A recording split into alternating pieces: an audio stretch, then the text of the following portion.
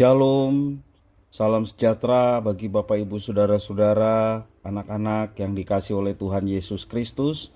Berjumpa kembali bersama saya Pendeta Eka di dalam renungan firman Tuhan pada hari ini, hari Rabu 16 Maret 2022. Sukacita dan damai sejahtera dari Tuhan kita Yesus Kristus kiranya menyertai kehidupan kita sekalian. Puji nama Tuhan. Sampai pada pembacaan kita hari ini, Mazmur yang ke-64. Kiranya firman yang kita baca memberkati kita. Sebelum kita merenungkan bagian firman Tuhan hari ini, kita akan berdoa.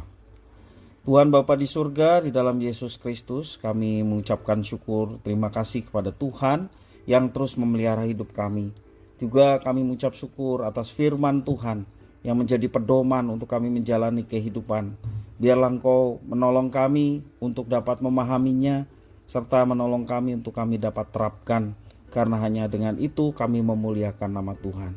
Terima kasih Bapa, inilah diri kami sedia belajar firman Tuhan. Demi nama Tuhan Yesus kami berdoa. Amin. Mazmur yang ke-64. Untuk pemimpin biduan, Mazmur Daud.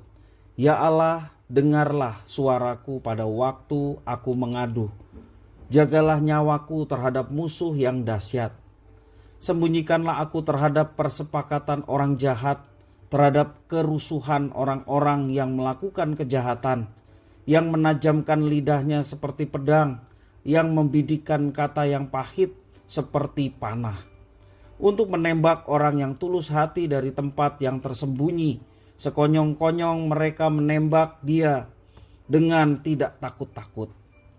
Mereka berpegang teguh pada maksud yang jahat. Mereka membicarakan hendak memasang perangkap dengan sembunyi. Kata mereka, siapa yang melihatnya?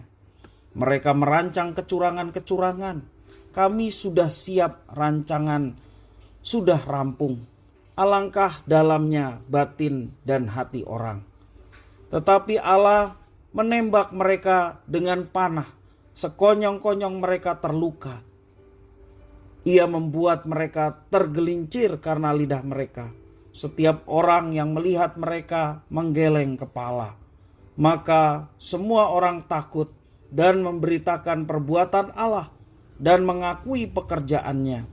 Orang benar akan bersukacita karena Tuhan dan berlindung padanya. Semua orang yang jujur akan bermegah. Itulah Mazmur yang ke-64. Bapak Ibu Saudara-saudara, sewaktu kita menghadapi persoalan, tantangan hidup, ataupun segala hal yang membuat kita menjadi duka, ya, biasanya kita akan kehilangan yang namanya sukacita, kehilangan mood. Kita akan cenderung menampilkan perasaan cemas, perasaan takut, kesal, ataupun juga perasaan sedih. Gejolak perasaan seperti ini dapat mengakibatkan hilangnya semangat dalam hidup kita. Dengan kata lain, kita tidak bisa melakukan segala aktivitas secara optimal karena hilangnya mood atau sukacita yang ada pada kita. Mazmur yang kita baca hari ini, Mazmur yang ke-64, menunjukkan kondisi pemazmur yang sedang menghadapi masalah. Masalah yang dihadapi oleh pemazmur datang dari para musuhnya. Ancaman musuhnya membuat pemazmur menjadi takut. Itu diungkapkan di dalam bait yang kedua dan ketiga. Kita tidak mengetahui siapa sesungguhnya musuh yang dihadapi, tetapi pemazmur menggambarkan perbuatan musuh seperti panah. Atau dengan kata lain, musuh pemazmur seperti pemanah yang memburu mangsanya. Gambaran ini mencirikan orang yang memiliki perilaku yang tidak terduga dan berbahaya. Bahkan pemazmur juga menggambarkan musuhnya sebagai orang yang akan menghadirkan bencana tidak terhindarkan. Dengan demikian, masalah yang dihadapi pemazmur bukanlah masalah sepele, melainkan masalah yang berat. Kendati demikian, pemazmur memiliki keyakinan kepada Tuhan Allahnya dan perbuatannya yang ajaib. Hal ini ditunjukkan pemazmur dengan menyerukan suatu permohonan yakni perlindungan Tuhan dari ancaman para musuhnya. Melalui seruan tersebut, kita dapat melihat bahwa pemazmur memiliki keyakinan akan perbuatan Allah yang Maha Kuasa. Pemazmur yakin bahwa Allah tidak akan tinggal diam terhadap orang jahat. Allah akan membalikan semua perbuatan orang jahat.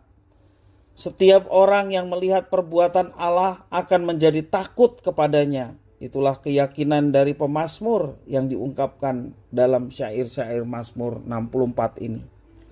Dan pada akhirnya pemazmur kembali mendapatkan sukacita yang dari Tuhan dengan memuji Tuhan, karena Tuhan Allah sanggup melakukan segala sesuatunya bagi dia. Bapak Ibu saudara-saudara yang dikasihi oleh Tuhan, beberapa mazmur yang kita sudah lewati mengajarkan demikian. Tak kala kita menghadapi persoalan tantangan hidup, seberat apapun persoalan itu, jangan kita menjadi putus asa. Jangan kita menjadi kecewa, apalagi kecewa terhadap gereja, terhadap Allah apalagi.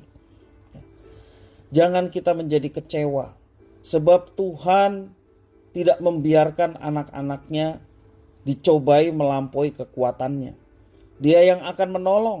Tentu saja pertolongan itu terjadi ketika kita berserah dan berharap kepada Tuhan seperti yang sudah diteladani oleh pemazmur.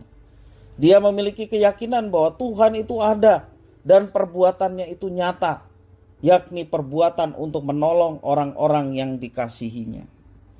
Nah, Bapak Ibu saudara-saudara yang dikasihi oleh Tuhan Yesus Kristus, saat kita menghadapi persoalan, masalah yang membuat perasaan kita menjadi takut dan cemas, berserulah kepada Tuhan di dalam doa kita. Mintalah pertolongan kepadanya. Seperti pemazmur mengatakan, pertolonganku datangnya dari Tuhan yang menciptakan langit dan bumi. Yakinlah bahwa Tuhan akan menolong kita. Dengan begitu Bapak Ibu saudara-saudara, perasaan takut, perasaan cemas, galau, dan lain-lain ya akan digantikan dengan perasaan sukacita yang muncul dalam diri kita. Jadi persoalan tidak menjadikan kita hilang sukacita tak kala kita berserah kepada Tuhan sepenuhnya.